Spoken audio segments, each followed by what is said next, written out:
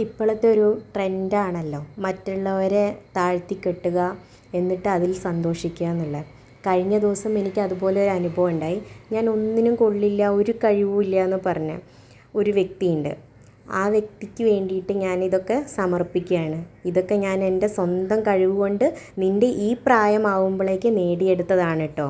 പറ്റുമെങ്കിൽ നീയും ഇതുപോലെ ആക്ക്, അല്ലാതെ മറ്റുള്ളവരെ വെറുതെ വായ കൊണ്ട് അറ്റാക്ക് ചെയ്യുകയല്ല വേണ്ടത്.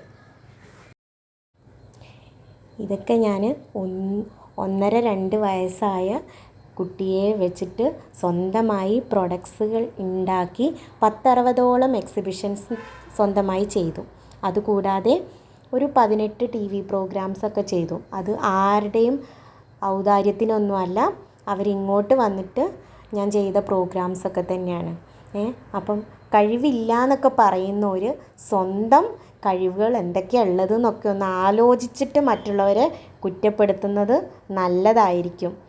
അവനവൻ്റെ കഴിവുകളൊക്കെ നോക്കിയിട്ട് മതി മറ്റുള്ളവരുടെ കഴിവുകൾ അളക്കാൻ പോകുന്നത്. ഇതിൽ ഞാൻ പേര് പറയാത്തത് എന്താണെന്ന് വെച്ച് കഴിഞ്ഞാൽ, അങ്ങനെ ഒരു സോഷ്യൽ മീഡിയയിൽ അങ്ങനെ ഒരു വ്യക്തിയുടെ പേര് പറയണ്ടെന്ന് വിചാരിച്ചിട്ടാണ്.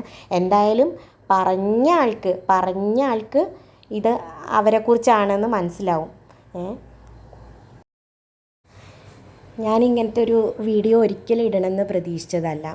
പക്ഷേ എന്ന് പറഞ്ഞാൽ ഇങ്ങനെയെങ്കിലും ഞാൻ മറുപടി കൊടുക്കണ്ടേ ഇങ്ങനെയൊക്കെ പറയുന്നവർക്ക്, അതുകൊണ്ട് ചെയ്തൊരു വീഡിയോ ആണെന്ന് മാത്രം.